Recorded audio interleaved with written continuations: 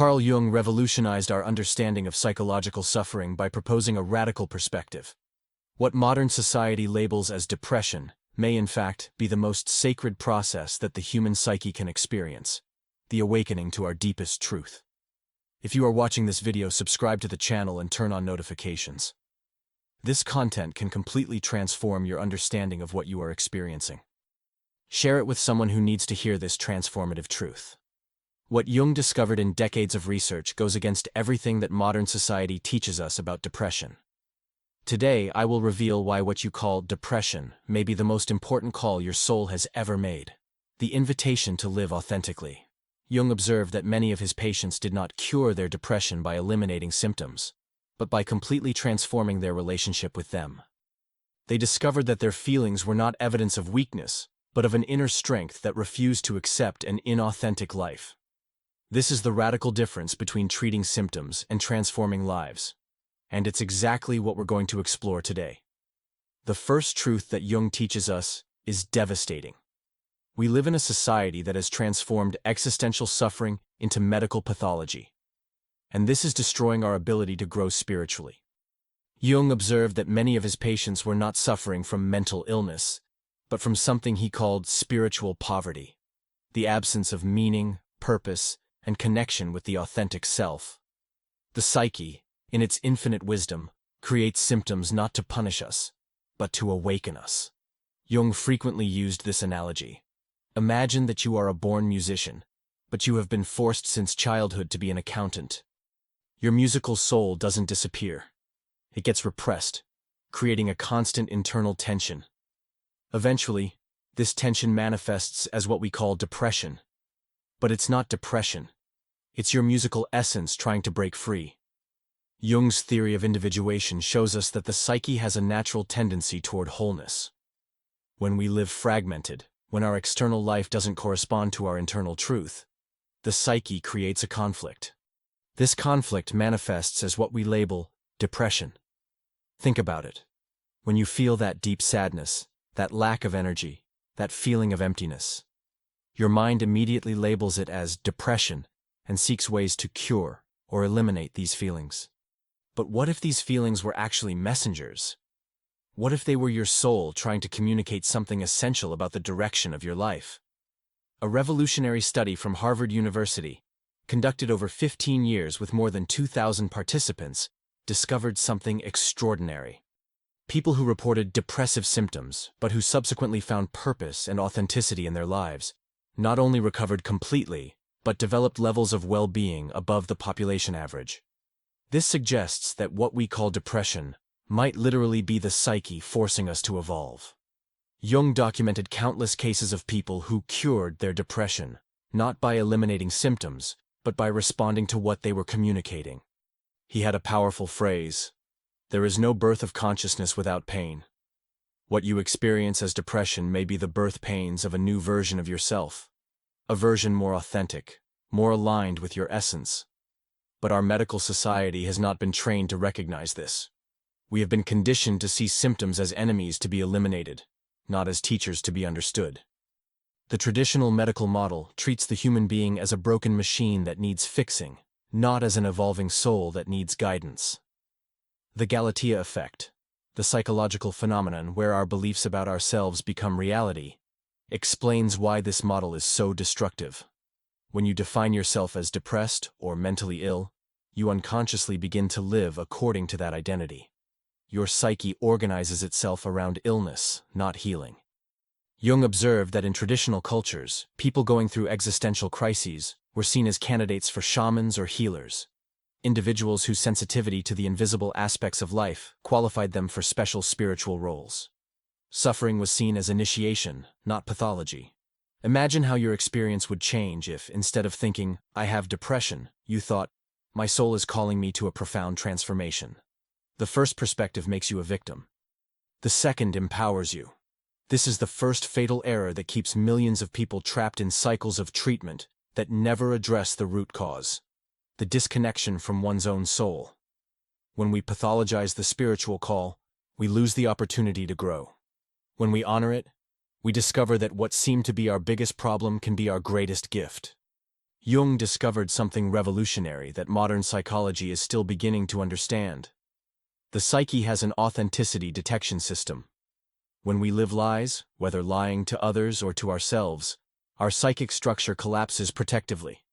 Imagine your psyche as an extremely sophisticated emotional immune system.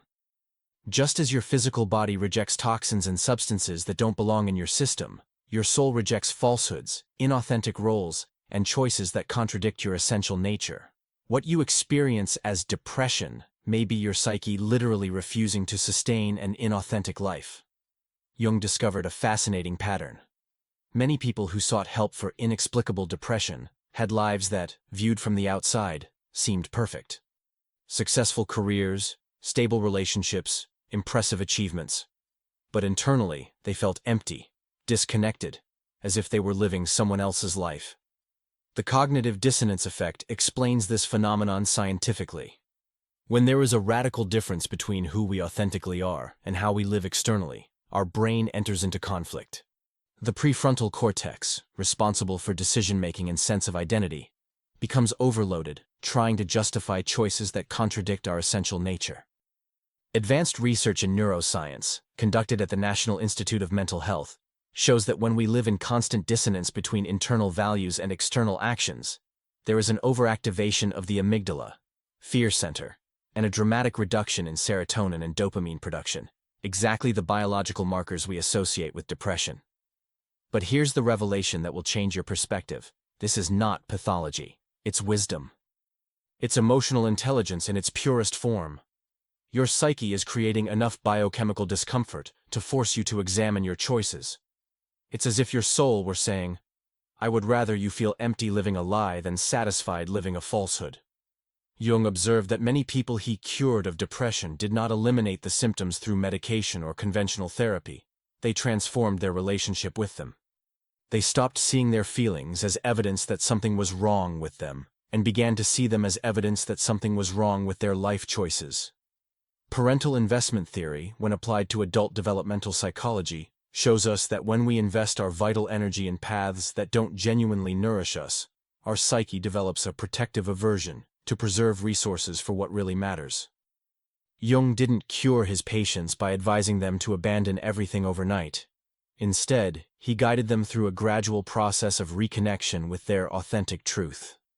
The process began with small gestures of honesty with themselves, gradually evolving into more significant changes. This reveals a radical truth. Your depression may not be evidence of weakness, but of strength. Not evidence that you are broken, but that your soul refuses to break. There is a fierce integrity in the psyche that prefers conscious suffering to unconscious contentment. The difference between these perspectives is radical. One keeps you a victim of your feelings. The other reveals you as a conscious collaborator in your own evolution. Jung identified specific patterns that distinguish soul awakening from clinical depression. Knowing these signs can be the difference between years of inadequate treatment and the genuine transformation that your psyche is orchestrating. First sign. In depression as awakening, you don't feel sad for nothing, or without apparent reason. There is a strange, almost philosophical clarity about what is not working in your life. Jung called this creative melancholy, a sadness that carries vision, not just weight. A fascinating study from Stanford University, conducted by Dr. Antonio Damasio, found that people in depressive episodes with purpose versus traditional clinical depression demonstrated greater activity in the medial prefrontal cortex, the area associated with introspection, self-knowledge, and value-based decision-making. Their brains were literally working overtime to process important truths about their lives. Second sign. If your successful career, stable relationship, material achievements, or even recognition from others suddenly seem empty or even claustrophobic, your psyche may be rejecting a life built on external expectations, not internal truths. Jung observed, "The privilege of a lifetime is to be who you are, not who you should be. When you live being who others expect you to be, even when these expectations come from people who love you, your soul goes into mourning. Mourning for the authentic life you are not living." Third sign. You become more sensitive to injustices, falsehoods, or superficialities. You can no longer tolerate empty conversations, relationships based on convenience, or environments where you need to pretend to be someone you are not. Jung saw this as the awakening of the feeling function, one of the 4 fundamental psychological functions. The reverse Pygmalion effect explains this phenomenon. When your inner authenticity begins to awaken, you develop a natural intolerance for situations that require you to betray this authenticity. It's as if your soul were creating an allergy to everything that doesn't resonate with your truth. 4th sign. Jung was particularly fascinated by the dreams of people going through spiritual awakening. They often dreamed of powerful symbols of death and rebirth. Wounded animals that miraculously healed. Old houses being demolished to make way for new constructions. Journeys through unknown but strangely familiar landscapes. These dreams are not random or meaningless. They are the psyche processing transformation at levels that the conscious mind cannot yet understand. It's as if the unconscious were preparing the ground for changes that the awakened personality is not yet ready to accept. 5th sign. In clinical depression, isolation usually worsens symptoms, creating a vicious cycle of loneliness and despair. In soul awakening, periods of solitude become sacred, moments of deep reconnection with parts of yourself that have been neglected or repressed. Jung spent years studying what he called creative introversion, the psyche's ability to temporarily withdraw from the external world to reorganize and revitalize the internal world. He found that people who honored this need for temporary seclusion often emerged with clarity, purpose, and renewed energy. Self-determination theory, developed by Edward Dacey and Richard Ryan, confirms that periods of chosen solitude, especially when used for reflection on values and purpose, are associated with significant increases in psychological well-being and life clarity. 6th sign. You don't just want to feel better. You want to understand why you feel this way. There is an almost spiritual thirst for truth, depth, connection with something greater than your immediate circumstances. You find yourself questioning things you previously accepted automatically. Jung believed that this hunger was the psyche signaling its readiness for what he considered the most important process of human life. Individuation. The process of becoming who you really are, not who you were conditioned to be. 7th sign. Jung noted that people in the process of awakening often reported a series of seemingly impossible coincidences. Unexpected encounters, books that appeared at the right time, opportunities that emerged exactly when they were most needed. Jung did not see this as superstition, but as evidence that when someone is aligned with their deepest truth, there is a mysterious collaboration between the internal psyche and external events. He called this synchronicity, moments where meaning and event meet in a way that defies traditional causal explanations. Recognizing these signs can completely transform your experience. Instead of seeing yourself as a victim of a mental condition, you can begin to recognize yourself as a conscious participant in a profound and necessary evolution. Now that you recognize that your depression may be a call to authenticity, the crucial question becomes, how do you respond in a way that honors both your practical safety and your spiritual evolution? Jung developed what he called active imagination, a revolutionary technique for directly dialoguing with the psyche. I'll teach you adapted and practical versions of this approach, as well as other strategies based on decades of research on authentic transformation. Technique 1. Jung discovered that the psyche is more communicative during altered states of consciousness, especially in the period between wakefulness and sleep. Every night, before sleeping, sit in silence for 10-15 minutes and ask this specific question to your psyche. What are you trying to show me through this pain? What direction do you want me to take? Don't force an answer. Don't try to solve or fix anything. Simply allow the answer to come naturally, whether through words, images, physical sensations, or even through dreams in the following nights. Neuroscience confirms the wisdom of this practice. The pre-sleep state activates theta waves in the brain, the same state associated with deep creativity, insight, and access to the unconscious.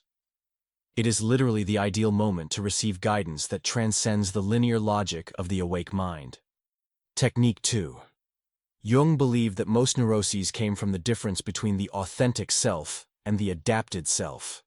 Create a practical exercise to map this difference. Divide a sheet of paper into 2 columns. On the left, write who I am when no one is looking. Include your true values, desires, natural talents, and what makes you feel most alive. On the right, write who I need to be to please others. Include roles you assume, expectations you try to meet, aspects of yourself that you hide. Jung believed that the difference between these two columns revealed exactly where the psyche was creating internal conflict. The greater the distance between these two identities, the higher the likelihood of depressive symptoms. Technique 3. Jung observed that the psyche responds better to sincere and consistent gestures than to dramatic changes that can create internal or external resistance. Start with small acts of authenticity that honor your truth without creating unnecessary chaos. Perhaps it's saying no to a social commitment that drains your energy, admitting an opinion you've been avoiding expressing, or dedicating 30 minutes a week to an activity that genuinely inspires you, even if others don't understand. Technique 4. Every morning for exactly 20 minutes, write without stopping about what you are feeling, thinking, dreaming, or intuiting. Don't edit, don't judge, don't try to make linear sense. Jung saw writing as a way to drain the unconscious, allowing repressed thoughts and emotions to find safe expression. Psychologist James Pennebaker scientifically proved what Jung intuited. Expressive writing reduces inflammatory markers in the body, the same markers elevated in people with depression. It's as if expressing authentically had a direct anti-inflammatory effect on the psyche. Technique 5. Jung fervently believed that each person is born with a specific task, something that only they can contribute to the world. Not necessarily a grandiose career, but a unique quality of presence, love, or perspective. Dedicate 10 minutes a day deeply reflecting on this question. What would the world lose if I had never existed? What quality, perspective, or form of loving do I bring that no one else can bring exactly the same way? Technique 6. Instead of making drastic changes that can create resistance or chaos, try living small aspects of your authentic truth as temporary experiments. If you've always wanted to paint, buy a small canvas and paint for an hour a week. If you feel called to a different job, start as a volunteer on weekends. Technique 7. Jung noted that people in the process of authentic transformation often receive signs from the universe. Books that appear at the right time, conversations that answer internal questions, opportunities that arise synchronically. Dedicate a few minutes at the end of each day to record any interesting coincidences, unexpected insights, or situations that seem to carry special meaning. Jung believed that this conscious attention to synchronicities strengthened the communication between the conscious and the unconscious. These techniques are not quick fixes. They are invitations to a deep and sustainable transformation. Jung always emphasized that individuation, the process of becoming who you really are, is the work of a lifetime, not a weekend project. Carl Jung spent over 60 years studying human nature in its most mysterious depths, and his most revolutionary conclusion was this: we don't heal suffering by avoiding it, eliminating it, or medicating it so that it disappears. We heal suffering by embracing it as the most difficult, but wisest teacher that our soul can send us. Your depression may not be evidence that something is wrong with you. It may be evidence that something is deeply right with you, that your soul possesses a fierce integrity that refuses to accept a half-lived life, a life built on false foundations, a life that betrays who you really are. Psychiatrist Viktor Frankl, survivor of Nazi concentration camps and creator of logotherapy, wrote one of the most transformative phrases in modern psychology. When we can no longer change an external situation, we are challenged to change ourselves. And that is the ultimate human freedom, the ability to choose our attitude in any circumstance. Perhaps your depression is exactly that invitation from life, an invitation for you to exercise that ultimate freedom, for you to transform from the inside out, for you to become who you really are beneath all the layers of conditioning, expectations, and roles you've assumed throughout life. Jung observed that most people spend the first half of life building a self that the world will approve of, accumulating achievements, relationships, and identities that generate external recognition. But inevitably there comes a time, often in middle age but sometimes before, when the soul demands more. It demands authenticity. It demands truth. It demands that you live from your deepest center, not from your most acceptable periphery. What you call depression may be your psyche signaling that it's time to begin the second journey. The journey of discovering who you really are when you remove all masks, all roles, all versions of yourself that you created to survive and be accepted. I want to be crystal clear about something. I'm not suggesting that you abandon medical treatment if you genuinely need it. I'm not promoting an irresponsible approach to mental health. What I am suggesting is that you consider, just consider, that perhaps, beneath the symptoms you label as depression, there is a soul trying to awaken, a consciousness trying to expand, a truth trying to emerge. The fundamental question is not, how do I stop feeling this way? The question that changes everything is, what is my soul trying to show me through this feeling? What direction does it want me to take? What aspect of my life is asking to be transformed? When you begin to ask the right question, your entire life changes direction. Jung had a radical perspective on suffering. He believed that genuine emotional pain, when fully felt and explored with courage, always contains the seeds of its own transformation. The psyche is incapable of creating a problem without also creating, within that same problem, the tools for its resolution. Your depression may be the most painful, but most transformative gift that your psyche can give you. The gift of awakening. The gift of truth. The gift of a second chance, or third, or 10th, to live authentically. To choose courage over convenience, authenticity over approval. Jung was right when he said there is no birth of consciousness without pain. But it is also true that there is no authentic life without the courage to feel that pain completely, to dialogue with it, to allow it to teach you what needs to be taught. The difference between neurotic suffering and transformative suffering is not in the intensity of the pain, but in your willingness to relate to it as a teacher, not as an enemy. Jung frequently quoted a truth from the ancient mystics. The only way out is through. There are no shortcuts to authenticity. There are no ways to become who you really are without passing through the haunted territory of who you are not. But here's the promise Jung made to all his patients. When you finally have the courage to feel your feelings completely, to hear what your soul is trying to communicate, to respond to your psyche's call with concrete actions, even small actions, something magical happens. The pain doesn't disappear immediately, but it transforms. From a destructive force that paralyzes you, it becomes a creative force that propels you. From a weight that sinks you, it becomes a wind that carries you toward who you were always meant to be. And here's what Jung discovered that will completely transform your experience. When you stop trying to cure your depression and start collaborating with it.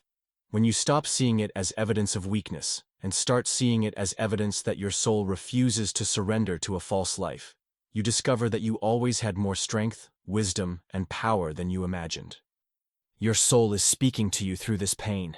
It is saying, I love you too much to let you continue living a lie. I will create enough discomfort to force you to pay attention.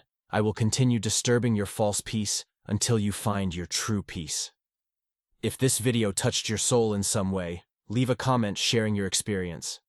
Your story may be exactly what someone else needs to hear today. Subscribe to the channel for more content that honors the depth and complexity of human experience, and share with someone who needs to hear that their pain can be sacred, that their suffering can have purpose, that their depression may be the most important call their soul has ever made. The invitation has been made. The question that remains is, do you have enough courage to hear what your soul is trying to tell you? Do you have enough courage to discover that perhaps you are not broken, but just ready to become who you were always meant to be? Your soul is speaking. The question is, are you finally ready to listen?